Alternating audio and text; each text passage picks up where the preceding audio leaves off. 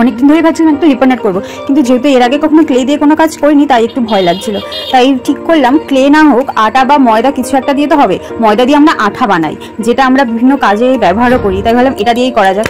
তো সেই মতো যেমন ভাবনা তেমন কাজ আমার শুরু হয়ে গেছি।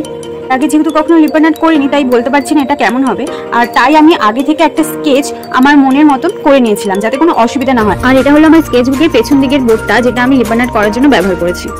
আর এই ডিজাইনটা আমি প্রিন্টারেস্ট থেকে নিয়েছি, পুরোটা প্রিন্টারেস্টের কপি করে বসিয়েছি সেটা বলবো না, অনেকটাই কপি করেছি আর কিছুটা নিজের মতন রয়েছে। তো পুরোটা কমপ্লিট হলে তোমরা বুঝতে পারবে যে আমি কেন বললাম যে পুরোটা কপি করিনি আমি। সবাই বেশিরভাগ লিপার আর্টে মিরর ব্যবহার করে, আর এখানে হয়তো সেই জিনিসটা থাকবে না। আর আমি পুরো ভিডিওটাতে ডিটেইলে সবকিছু দেখানোর চেষ্টা করেছি, কারণ এর আগে আমি একবার কুলোর একটা ভিডিও পোস্ট করেছিলাম, তো সেখানে আমি সবকিছু ঠিকঠাকভাবে দেখাতে পারিনি, একবার ক্যামেরা সরে গেছিল। আর কিভাবে আমি ডিজাইনটা করেছি সেটাও তোমাদের সাথে তখন শেয়ার করতে পারিনি ঠিক করে। তো তখন আমি বলেছিলাম যে এরপরে যখন আমি কোনো ভিডিও করবো এরকম, তো সেটা ডিটেইলে সবটা তোমাদেরকে দেখানোর চেষ্টা করব। তো সেই চেষ্টাই রয়েছে আজকে। তো আর আমার মনে হয় আমরা যে আর্টের সাথে যুক্ত থাকি সেই আর্টের সবকিছু আমাদের একবার করে ট্রাই করা দরকার, কারণ আমরা যে জিনিসটাকে ভালোবাসি আমার মনে হয় সেই জিনিসটা পারফেক্ট না হোক ভালো অন্তত হবে, কারণ তার মধ্যে আমাদের অনেকটা ভালোবাসা থাকে, আমরা অনেকটা ভালোবাসা দিয়ে সেই কাজটাকে করি। একটা সময় অনেকটা ধৈর্য আমরা সেই কাজটার মধ্যে দিই, আর কাজটাকে করার আগে আমাদেরকে অনেক ভাবতে হয় কিভাবে করলে জিনিসটা আরো সুন্দর হবে, আরো খুব ভালো লাগবে দেখতে, আর তোমাদের সাথে শেয়ার করলে তোমাদেরও সেটা খুব ভালো লাগবে। এই সব কিছু ভেবে তারপরে আমরা একটা কাজ করি, অনেকটা নিজেদের জন্য আর অনেকটা তোমাদের জন্য।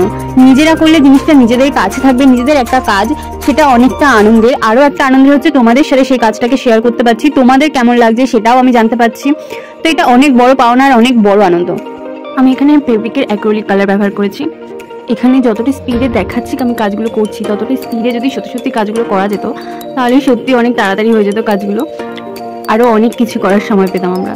কথা বলতে বলতে আমি অনেক কিছু বলে ফেলেছি, অনেক বকবক করা হয়ে গেছে। তো এবার তোমরা কন্টিনিউ ভিডিওটা দেখতে থাকো শুধু।